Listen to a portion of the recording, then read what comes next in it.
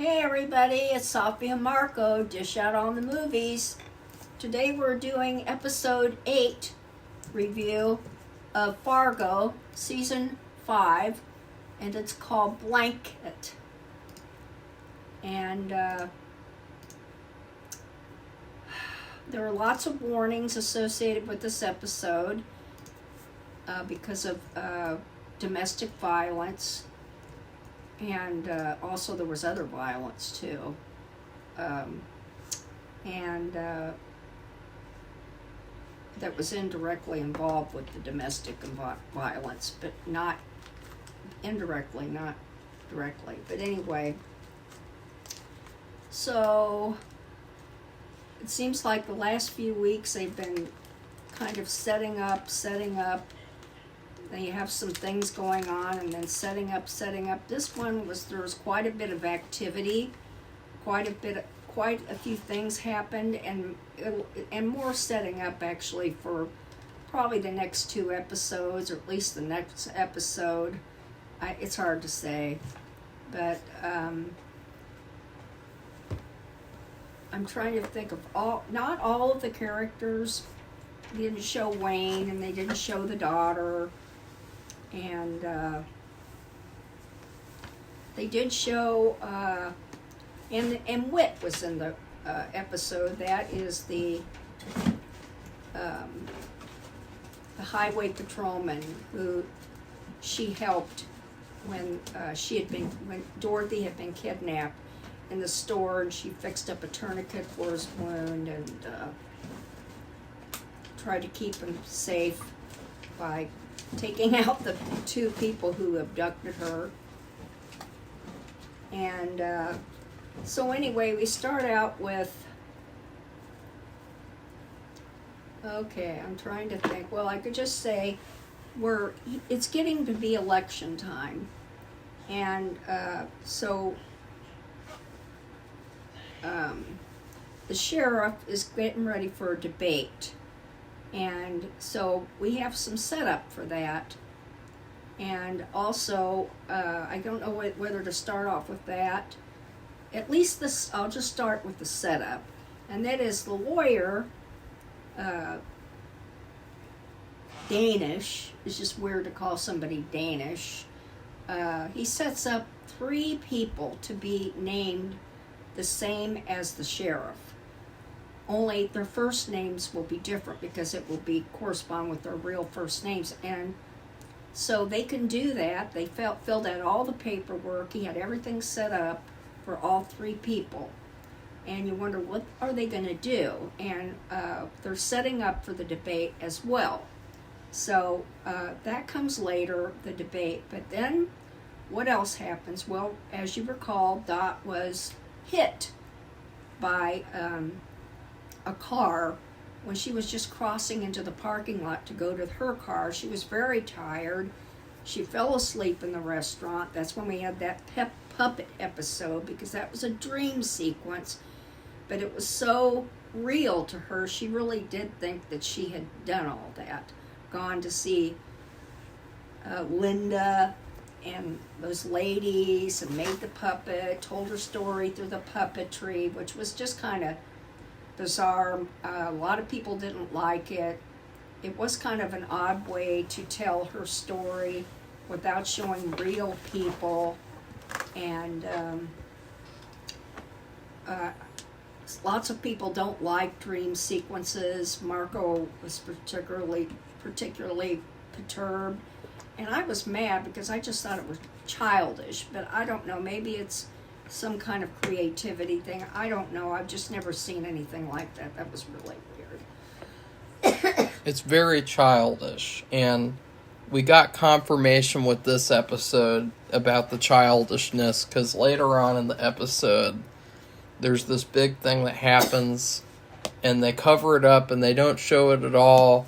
They don't even tell you what happened, because they're such bad filmmakers that, they can show all this violence, but then they can't show this one thing.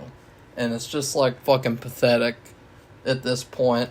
And so, in general, I thought this episode was a huge step up from last week, But that being said, that doesn't give an excuse to last week's poor episode, because last week's episode was so bad, it was basically a huge waste of time.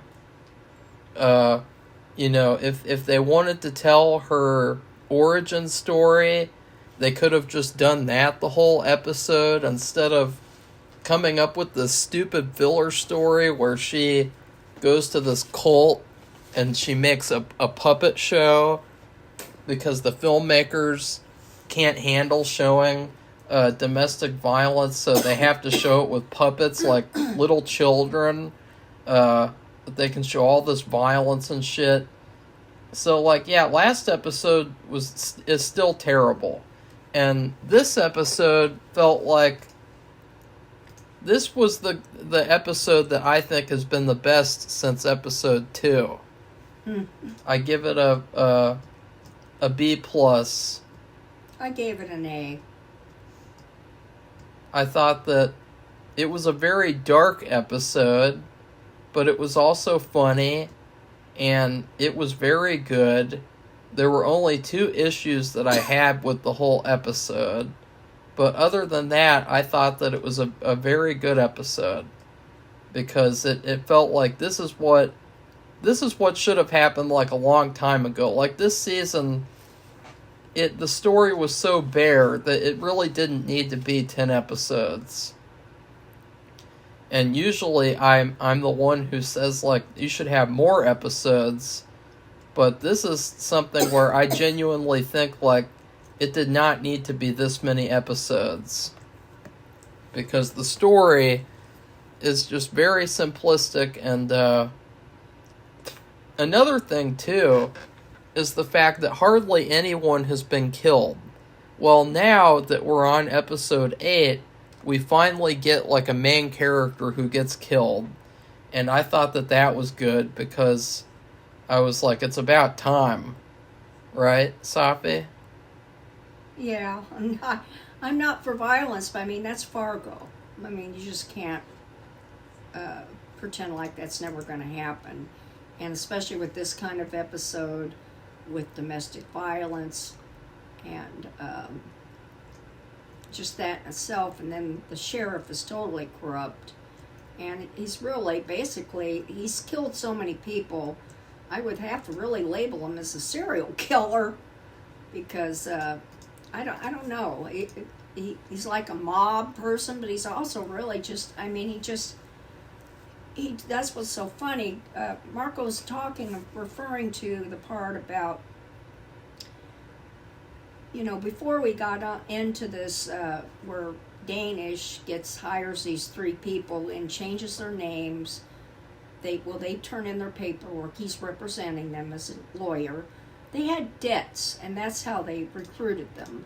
They had debts with the organization, his boss's organization. So I think what this was an exchange for getting rid of the debt for each one, and I'm sure they were very happy and willing to take it. Yeah. And so anyway, before we get that, Dorothy was hit by a car the last episode. She was in the hospital, and she wakes up, and they said, your husband's here. It took a long time to find him. And they showed this at the end of the last episode, and in walks in, guess who? The sheriff. And he's taking her out of there. And he has his deputies with him, 3. And there's a confrontation between him and then the black guy. Which I thought it was funny that, like, now just suddenly he practically stumbles on screen, like he's like an extra on the show. And then it's like, oh, wait a second, he's supposed to be a main character. Wow. And then he finally has like a little confrontation with Roy, and he wants to get her out of there, but he's outnumbered.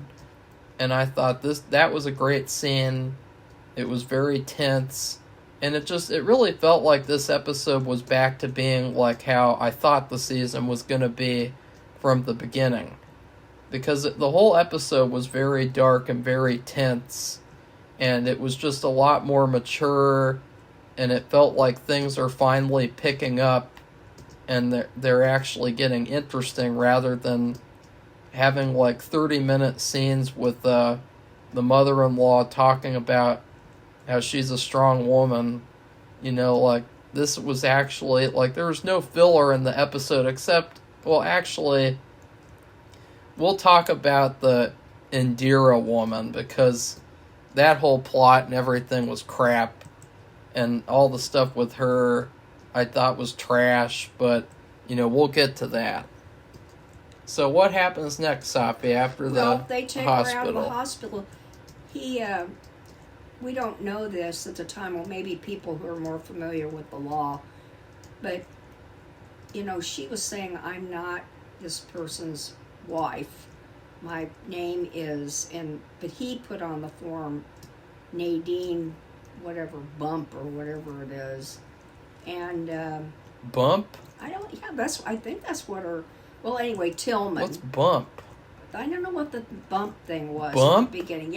Yeah. So anyway. No. Maybe that was her maiden name. What? Okay, anyway. What's Nadine Bump? Anyway, he put down... Dorothy. Yeah, but he put down Nadine whatever. We're still on that he changed that. And so anyway, he said things could get really ugly here. And also he threatened the woman at the hospital when she was checking out, because apparently her brother was in prison. I guess we're still on that scene. So anyway, the highway patrolman can't do anything legally because she said she was okay. We just went through that. No, we didn't. And so anyway, that's why he didn't. I think people know that if they watch the episode. Like, they don't need us to tell them that. I didn't know that. I didn't know that he couldn't do anything about it, because she said it was fine, but she was doing that because she was afraid of what could happen, because she knows how bad he is. Okay, so anyway, finally, so she leaves. That's done. So what happened next? That was what I asked you. What happened next? Well, he takes her to his place, but he puts her in some kind of shed, and he chains her to the floor, and then. This is when we talk about the debate. Remember that during this time when all this was happening, you know, with the hiring the 3 people and changing their names to Tillman and only having their first name it to be their real name, like one was Chester or something, you know, they each have their own certain name that are not like his first name. And so they get ready for the debate, and the first, before they did that though, which I thought was really offensive, really made me hate her, was his wife of now, Tillman's wife. She and her daughters came in to get him to go to this debate, and she said something to her, Dot did, and the woman struck her in the face. And which I couldn't believe it. So this new wife, you really can't feel sorry for her at all, because she's an abuser too. Yeah. You know, she's like a Ghislaine Maxwell of the show. So anyway, they go to the debate. It's the wife and the 2 daughters, and there's the 3 guys. There's Roy Tillman on stage. Then there's probably the other guy who's running against him, who has nothing to do with any of that. He's just somebody else. And so they start with him. They have a woman out there who's the questioner, and so whatever he says, he starts out answering the question. The other 3 repeat after him. And he says, "Who are these people?" Well, they're all dressed up like him, too. Yeah. And so it's really funny because they're like clones. And it's really hilarious because, like, the first question is, well, how do you justify spending $500 million of the taxpayers' money on buying military crap, like a tank and stuff like that? How do you justify spending that? And he doesn't even answer that question either. Like, he just says, well, I'm all about protecting people and defending the county or whatever. And it's like, he's a typical, like, he's answering questions like a typical politician would answer them. With like, oh, I'm not going to answer the actual question. I'm going to make a blanket statement and just say that I protect the county. And I thought that was funny because, that is a very relevant issue of, like, why do all these police departments have, like, all this military gear, military weapons? They don't need any of that at all. Some of it was given to them. Why did they have tanks? And, that's a huge issue. And I'm glad that the show is showing that because, there's no reason for police departments to have this type of military stuff that they have. It's like, why do they really need that? So that they can hurt people, that innocent people? Like, that's really why they want it. So, and then there's this whole riot that happens because he storms off stage and he's very mad because they've been copying everything he says. His clones come after him, and then he just gets really angry and he punches the moderator, and he starts causing this big scene and just hitting people, and because he's so angry, and he's seething. You can see the fire coming out of his head. It was a really funny sequence.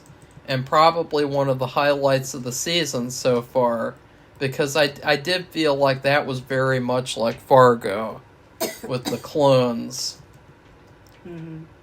And then the lawyer, he's really proud of what he did, and so he's really full of himself because he thinks that he's an all-powerful lawyer and he can do anything and everything without consequences. And especially with this volatile domestic violence serial killer person. And at the same time, Gator visits with Dorothy in the shed. And it's funny because she's automatically able to, like, get through to him by talking to him about seeing his mother.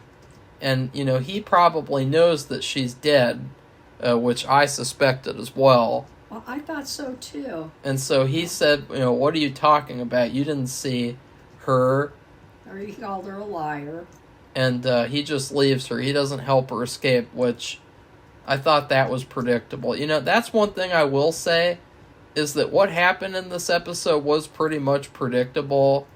Like, I think that, you could have told me everything that happened, like, last week, because there really weren't very many surprises. And then the trooper comes to the ranch to try to get Dorothy back or talk to her, and they're immediately going to start shooting him because he's quote-unquote trespassing, and so he has to leave, and he's not able to come to the rescue. And she is actually in the middle of trying to escape. She's getting her restraints loose, and she actually is successful in doing like half of it, I think. Yeah. Of getting rid of these restraints. But unfortunately, Roy is coming back home from the debate. And so he's very, very angry, and you can just see it in his face. He looks like a little crybaby, like Crybaby from American Horror Story. And then they do this long sequence where he's marching to the shed, and they're playing a Britney Spears song that has a dark cover over it. Okay, Safi, give me your phone. Okay. Not going to have any of that. So there's like a 5-minute marching scene where he's just marching to the shed, and you know that he's going to abuse her when he gets there. But it was just kind of queer because, like, this should be like a really dark and suspenseful sequence, but instead it just came off as kind of like a try-hard sequence because they're playing this Britney Spears music, and you just can't take it seriously. because it's like, this is a villain in Fargo, and he's marching to a Britney Spears song. Like, that's just cringeworthy right there. And then you have the fact that, like, instead of cutting back and forth between her trying to get free and then him marching towards the shed, they don't show anything except for him marching toward the shed. And so, like, there was not really much suspense there. It was just kind of like, oh, this is kind of dark because you know that he is going to fuck some shit up. Well, then they mess it up even more. Because when he gets to the shed, he goes in there, and we're not even allowed to see what he does. Because the filmmakers are so sensitive and pussified that they can't show that. And so then they cut to later, which who knows how much time has passed, and he either beat her up or he raped her. And I can't even tell. Safi can't tell either. Because the film... She was laying down. Yeah. And she was covered up anyway because she was covering up the fact that she was loose. So I don't think he knew that right away. And she had a bloody nose, but it didn't seem like it seemed like did he rape her or did he abuse her? Like, I don't understand. Like, it's okay, so... Well, I think people, you should vote. Did you really need to see him abuse her? Yeah, we did. Yeah, we did. Or we needed to have an indication. There was no indication of what he did. It was just like, oh, we're pussified filmmakers, so we can't show that. Just like last episode where we had to do the puppet show because we're too sensitive to show this violence that actually happens. We can show all this brutal murder, murdering people right and left, but we can't show this. This is too intense for us adults to handle, and it's like, it was just terrible. It's like, seriously, like, because it felt so forced.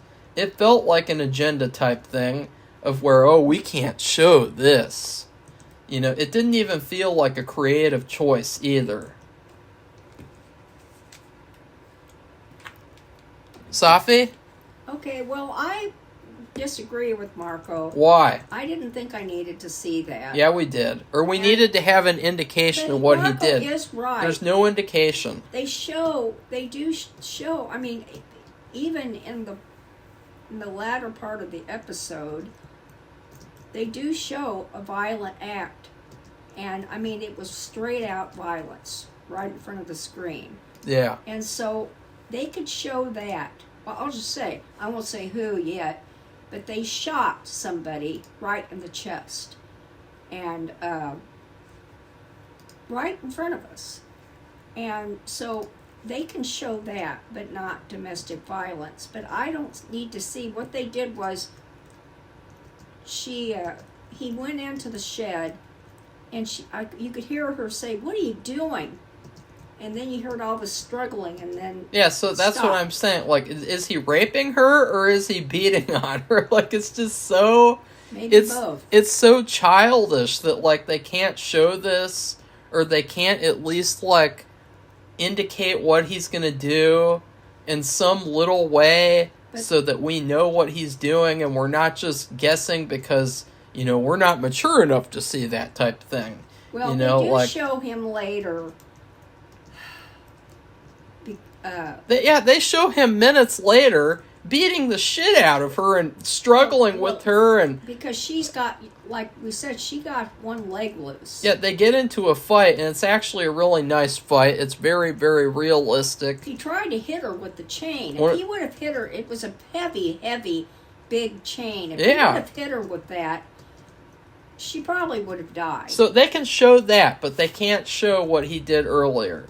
So that's why I thought maybe he raped her, because if they're willing to show that whole fight sequence that they have, why weren't they willing to show him beating on her, like just punching her face up or whatever the fuck weird shit he likes to do?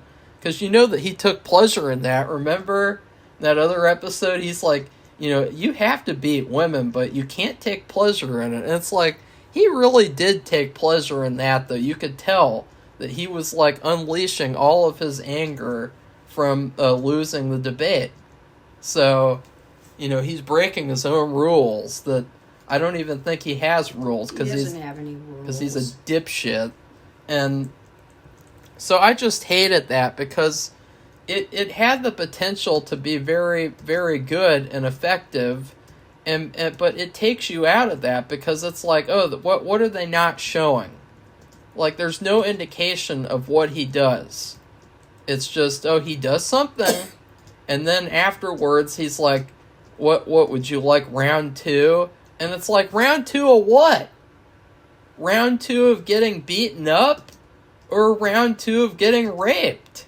And like, she jumped on his back. After this, she jumps on his back, and she gets the chain. She tries to strangle him, and he, fights her by pushing back to where she hits her back against the wall, and he does everything he can. He finally gets her off of him, and then, of course, he tries to beat her up with the chain, and she evades his strikes, because that would have been really bad.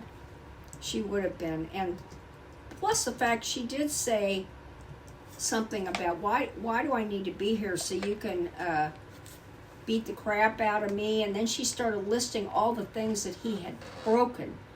He broke her jaw. Well, what I thought was funny was when she was listing all the things that she needed to do at home.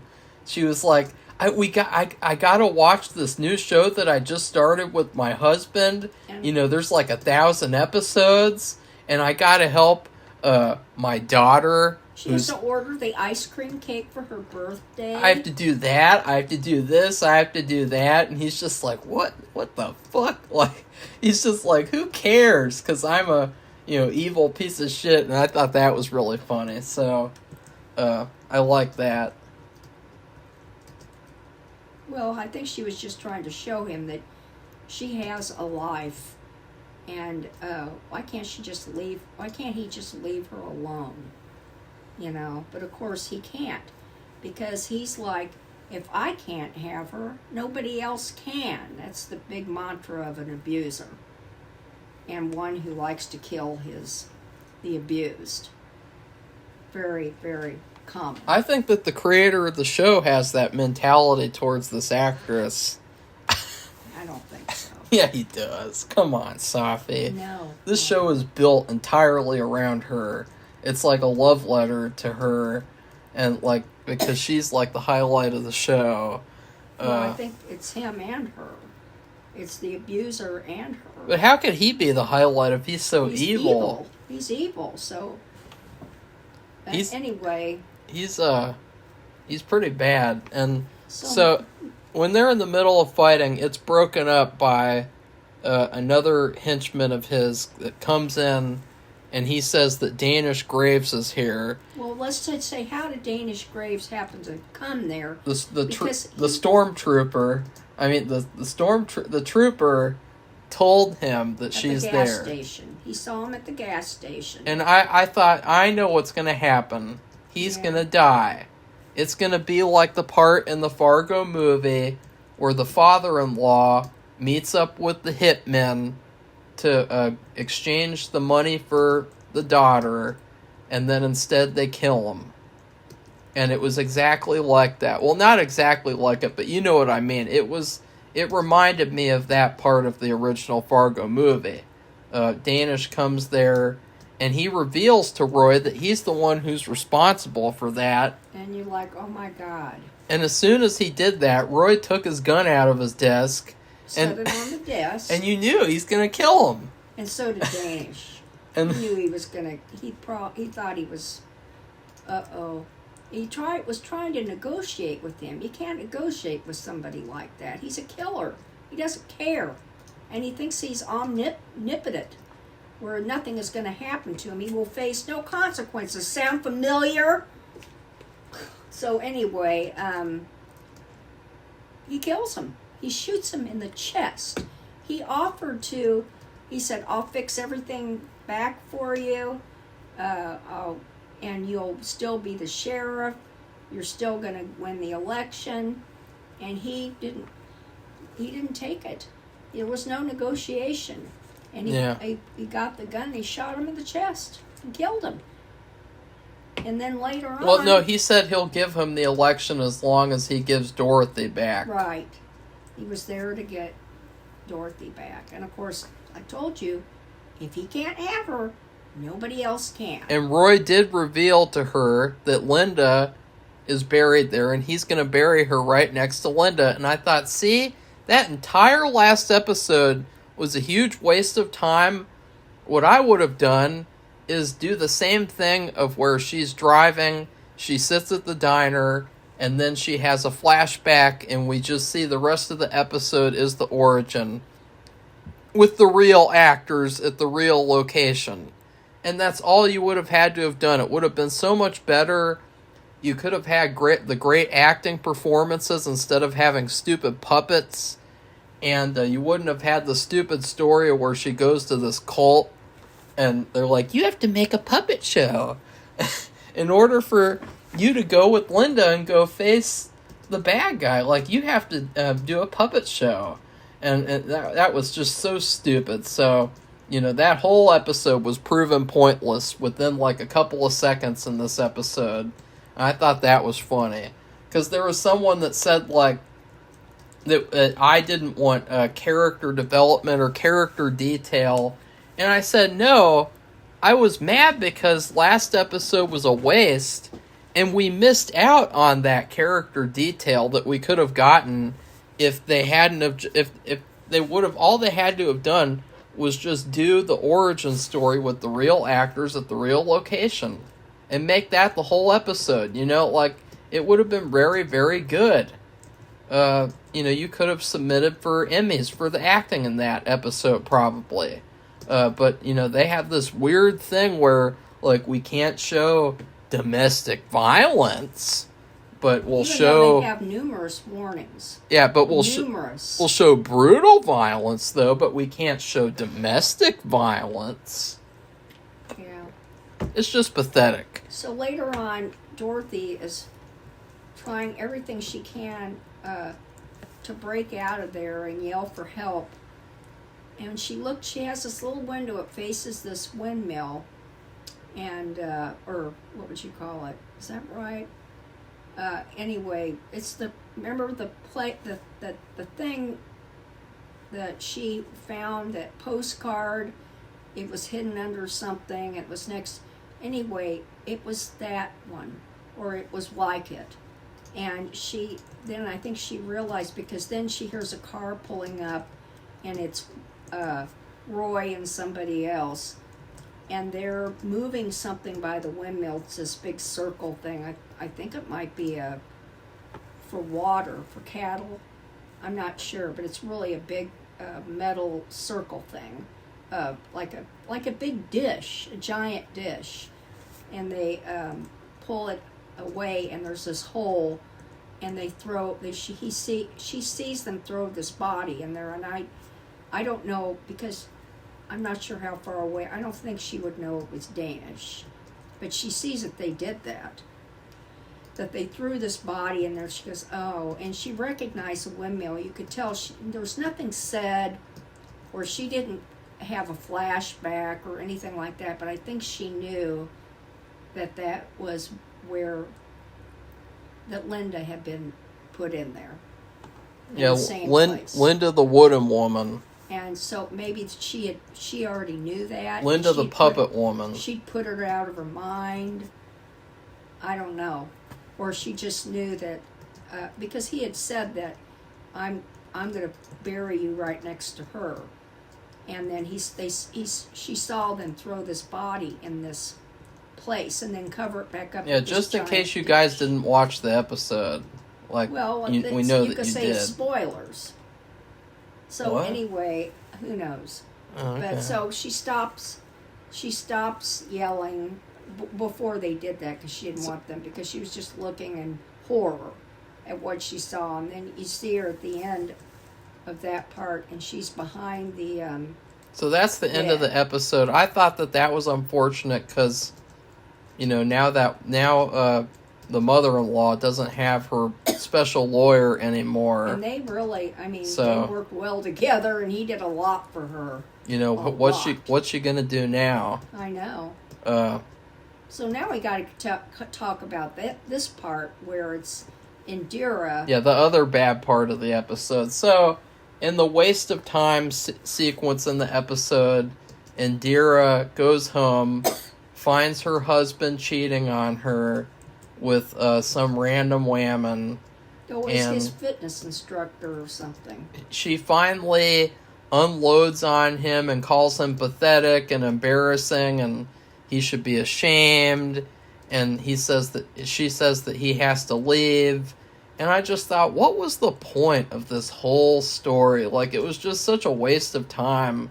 Well, she said, and she agreed to work with, remember, she was offered a job by Mrs. Lyon to be the head of security for her. Were we talking about that yet? Yeah. I thought we were talking about it home. I think that might have sealed the deal for her to do that. That whole thing with him having an affair. She agreed? I thought that she said no. I thought she said yes. I thought she said no. Well, I guess we're disagreeing. I don't know. We'll have to see. I don't know. It's like a frequent thing where I think something very obvious happened, and then you try to make me think that it didn't happen, okay, and then... well, we'll just agree to disagree. Well, I thought she accepted that, and maybe she wasn't going to, but then after finding him like that, and she has all these debts, and she's sick of it, and it was mainly because of him. No, she came there and said no, because she has like an airplane type thing. Like she said something really weird, where she said some sort of weird saying like you fly on an airplane or something. Like I have no idea what she meant. I'd have to watch that again. But she said, "I'm not interested in the job," and I was like, this was just so predictable that like he was cheating on her, and then she would break up with him, or she's going to have to divorce him. And then also she doesn't take the job. Like, it was very predictable. And so I really thought that was very pointless. So that was another kind of pointless story in this season that, really didn't serve any purpose at all. She also tells her, though, that she knows where Dot is and that the trooper had tried to rescue her and couldn't. And so she motions her back, and you don't hear what they talk about or anything else. Yeah, they'll do that next episode. So I would give this episode a B+, as I said before. The only two things that I didn't like were the Indira story, which was just really pointless and meaningless. And then also the stupid thing where we can't show whatever Roy did to Dorothy. Like, we can't even tell you what he did. Like, I guess beating her up was a part of it, whether he raped her or not, because she had the bloody nose. But, what exactly did he do? Like, it's just so queer and childish that they can't show that. And it's just a demonstration that, like, this is not like the old Fargo. This is like the season 4 Fargo. Right, Safi? I suppose. Oh, well, I don't know about that. You admitted it. Season 4, there was a lot of killing. They went to a train station and did a mass murder. What are you talking about? Yeah, they'll show that, but they can't show this. Oh, okay, yeah. Yeah. And he's right about that. But I don't need to see it. I don't know. Really? No. Well, what do you need to see? People getting brutally murdered and tortured? Like the guy who had cancer? Oh, wait a minute. We forgot a part. What part? Well, the part that when Gator left and he had his car, his sheriff's car, when he left, seeing Dorothy, he started the car and he's talking to himself, and you see somebody pop up in the back seat. Guess who? It was Munch. And so he's out for revenge, and he's in for a big surprise. And he didn't see him either at first, so we'll see what happens the next episode. One of the things that I hope that happens is something that I kind of wanted to happen earlier in the season, which is I thought it would be pretty cool if Munch teamed up with Dorothy, because it would have kind of reminded me of season 3, where she teams up with Emmett, you know, when Nikki teams up with Emmett. So I thought that would be cool because, you know, both of them, they really have the same objective, which is to kill Roy. And so I think it would be a really cool dynamic to see Munch and Dorothy work together. Yeah, we'll see. Because he's so weird and she's so normal, and so they could have some pretty good dialogue too. So it would be kind of cool to see that, but I don't think we probably will see that though, because it's a bit too late for that. Like, it's too late for them to settle their differences and, you know, try to work together to defeat Roy. But, you know, she needs someone. She all she has now is her blanket and her chains, and you know he can't. When he left, the last time the sheriff left her, he handcuffed her because she'd gotten partially free. Yeah. So he handcuffed her to the bed. So that was another thing. She hasn't been able to get out of the handcuffs, which will be interesting to see what happens with that. Because I don't know if for handcuffs, like let's say Munch brought Gator back in there to let her go, or how she would get free. For, you know, like, are handcuffs like a car, where every set of handcuffs has its own specific key, or can you have one key that opens up all handcuffs? I mean, I have no idea. So anyway, that's it, and I gave it an A. I thought it was really good, and I felt bad that Danish got killed, but he should not have. I don't know who he thought he was dealing with. Yeah, he went there all alone, and I thought that was a huge mistake. And then he said he was responsible for what happened, and the guy was, I mean, if he was a dragon, or if he was Godzilla, there would be smoke and fire coming out of his head. He was seething, and he was angry, and I mean, he forgot himself. He hit the moderator, who is a woman. And I mean, that everybody in the room was shocked, and it was on camera, and you know, maybe on TV, and then he punched out or struck at all these other people, and was very violent, and so. And there are some people that will still probably vote for him, but you know that he'll lose the election. And that's what Danish said and thought, and because didn't he say that too? Right now you're going to lose, but he said it in a really mean way. Yeah. And then after that he said, "But I can fix it all for you. I did that myself. I hired those guys." And I'm like, my God, why is he doing that? He's going to get killed because that sheriff guy has no compunction about shooting somebody dead. He's already shot somebody's husband, another abuser, which is very ironic. And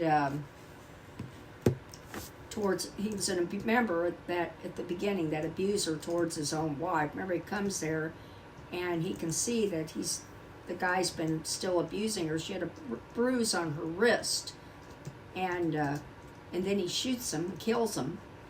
And then they make up, he conspires with Gator to make up some kind of story about him. Safi, we've been over that. I know that, but now. I mean, he doesn't have any compunction about shooting somebody to death in cold blood. And so for the lawyer to be I don't understand that. You think as a smart lawyer, he would have been more cognizant of this guy's behavior, but I guess he just was so used to mowing, you know, he and his boss, they just, you know, have been threatening and mowing down people themselves, not physically with the gun, but with legal issues and debt. And so, because she has that debt company. So, anyway, we'll see what happens. But everything's coming to the head. The next episode is called The Useless Hand. And then the last episode is called Bisquick. Yeah, you know why it's called The Useless Hand? No. Because Dorothy's going to break one of her hands to get her hand out of the handcuff. Oh, God, I hope not. That what? Why else would it be called that? That makes sense. Yeah, see? I think of, you know what I think Very of? predictable. What do you think of when you think of something like, when you say that? What? Saw. Saw. The Saw movies. She couldn't handle that. Only you don't saw your hand off, you just break it. She'd be like, "That's too violent for me." And then she does all that violence herself. I don't know how she'd have to crush her hand to get it out of the handcuff. I don't. You just know that's what's going to happen because you know God. why else would it be called that? You know. Okay, so if you like this video, give it a thumbs up. And I hope Marco puts a warning about spoilers, because I don't think we've been doing that. No, we don't need to, because people who watch the TV reviews have watched the episode. That's why they watch it. They watch it to see what we thought of the episode. They don't watch it to find out what happened, because they're too lazy to actually watch the episode themselves. Okay, well, so anyway, if you like this video, give it a thumbs up and become one of our subscribers so we can get some feedback. I would like to hear some feedback about what you thought about. Do you want to see him beating her up? Yeah. We did see. Or at least a little bit, so that we know that he's doing that and not raping her, because. Yeah. Well, that's violence too, though. But it's not the same thing. It's a different kind of violence. Well, it's still not the. It's still not the same thing, though. So. So anyway. How do we figure it out? Goodbye, everybody. Bye.